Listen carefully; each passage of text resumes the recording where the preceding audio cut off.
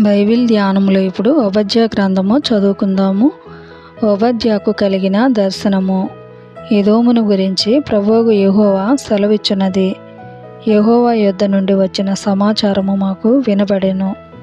ఎదోము మీద యుద్ధము చేయుదములెండని జనులను రేపుటకై దూత పంపబడి ఉన్నాడు. నేను అన్యజనులలో నిన్ను అల్పునిగా చేసితిని. నీవు బహుగా తృణీకరింపబడుదువు. అత్యున్నతమైన పర్వతముల మీద ఆసీనుడవైయుండి కొండ సందులలో నివసించువాడా, నన్ను క్రిందికి పడద్రోయగలవాడెవడని అనుకొనువాడా, నీ హృదయపు గర్వము చేత నీవు మోసపోతివి. పక్షిరాజు గూడంత ఎత్తున నివాసము చేసుకొని నక్షత్రములలో నీవు దాని కట్టినను అచ్చటి నుండి నేను నిన్ను క్రింద పడవేతును. ఇదే యెహోవా వాక్కు. చోరులే గాని రాత్రి కన్నము వేయువారే గాని నీ మీదికి వచ్చిన ఎడల తమకు కావలసినంత మట్టుకు దోచుకొందురు గదా. ద్రాక్ష పండ్లను ఏరువారు నీ యొద్దకు వచ్చిన ఎడల పరిగె ఏరుకొని వారికి కొంత యుండనిత్తురు గదా. నిన్ను చూడగా నీవు బొత్తిగా చెడిపోయి ఉన్నావు. ఏసావు సంతతి వారి సొమ్ము సోదా చూడబడును. వారు దాచిపెట్టిన ధనమంతయు పట్టబడును.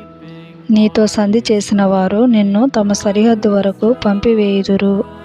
నీతో సమాధానముగా ఉన్నవారు నిన్ను మోసపుచ్చి నీకు బలాత్కారము చేయుదురు. వారు నీ అన్నము తిని నీ కొరకు ఉరియొడ్డుదురు. ఎదోమునకు వివేచన లేకపోయెను. ఆ దినమందు ఏసావు పర్వతములలో వివేచన లేకపోవునట్లు ఎదోములో నుండి జ్ఞానులను నాశనము చేతును. ఇదే యెహోవా వాక్కు. తేమాను నీ బలాఢ్యులు విస్మయమొందుదురు. అందువలన ఏసావు యొక్క పర్వత నివాసులందరూ హతులై నిర్మూలమగుదురు. నీ సహోదరులైన యాకోబు సంతతికి నీవు చేసిన బలాత్కారమును బట్టి నీవు అవమానము నొందుదువు. ఇక నెన్నటికి నీ లేకుండా నీవు నిర్మూలమగుదువు. నీవు పగవాడవై నిలిచిన దినమందు, పరదేశులు వారి ఆస్తిని పట్టుకొని పోయిన దినమందు, అన్యులు వారి గుమ్మములలోనికి చొరబడి యెరూషలేము మీద చీట్లు వేసిన దినమందు నీవును వారితో కలిసికొంటివి గదా. నీ సహోదరుని శ్రమానుభవ దినము చూచి నీవు ఆనందమొందతగదు. యూదా వారి నాశన దినమున వారి స్థితిని చూచి నీవు సంతోషింపతగదు. నా జనుల ఆపద్దినమున నీవు వారి గుమ్మములలోనికి చొరబడదగదు. వారి ఆపద్దినమున నీవు సంతోషపడుచు వారి బాధను చూడతగదు. వారి ఆపద్దినమున నీవు వారి ఆస్తిని పట్టుకొనతగదు. వారిలో తప్పించుకొనిన వారిని సంహరించుటకు అడ్డత్రోవలలో నీవు నిలువతగదు. శ్రమ దినమందు అతనికి శేషించిన వారిని శత్రువుల చేతికి అప్పగింపతగదు. యెహోవా దినము అన్యజనులందరి మీదికి వచ్చుచున్నది.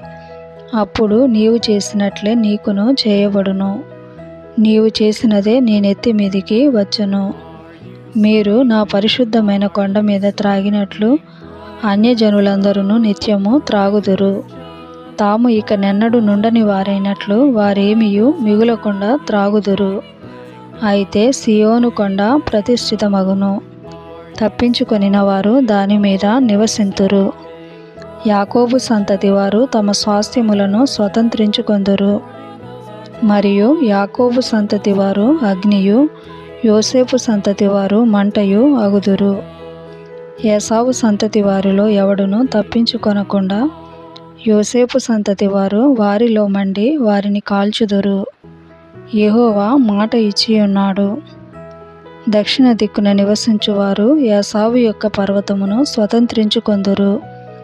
మైదానమందుండు వారు ఫిలిస్తీయుల దేశమును స్వతంత్రించుకొందురు. మరియు ఎఫ్రాయిమీయుల భూములను షోమ్రోనునకు చేరిన పొలమును వారు స్వతంత్రించుకొందురు. బెన్యామీనీయులు గిలాదు దేశమును స్వతంత్రించుకొందురు. మరియు ఇశ్రాయేలీయుల దండు అనగా వారిలో చెరపట్టబడిన వారు సారేపతు వరకు కనానీయుల దేశమును స్వతంత్రించుకొందురు. యెరూషలేము వారిలో చెరపట్టబడి సెఫారాదునకు పోయిన వారు దక్షిణ దేశపు పట్టణములను స్వతంత్రించుకొందురు. మరియు ఏసావు యొక్క కొండకు తీర్పు తీర్చుటకై సియోను కొండ మీద రక్షకులు పుట్టుదురు. అప్పుడు రాజ్యము యెహోవాది యగును.